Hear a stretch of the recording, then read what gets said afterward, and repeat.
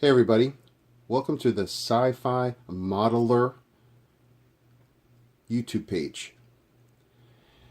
This is a quick review of the Iwata cleaning mat, which is also a parts mat, whatever you might want to call it. Basically has a enlarged rim on the outside so that all these small pieces of your airbrush don't roll off the table, roll onto the ground, break, get lost, things like that.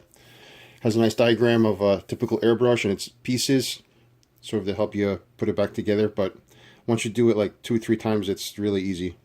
But basically, yeah, this thin needle, small nozzle, I mean, all these parts roll easily, too easily. But basically just corrals them all in there. And it's nice, thick, nice, tough material. So it's not flimsy at all. So yeah, this was a decent purchase. I wasn't sure if this was maybe one of those items that it's a little much to buy, but you know what? It does have its purpose. You know, you clean it here, put the parts here as you clean them, and put it back together. And with people like me with Butterfingers, definitely helps.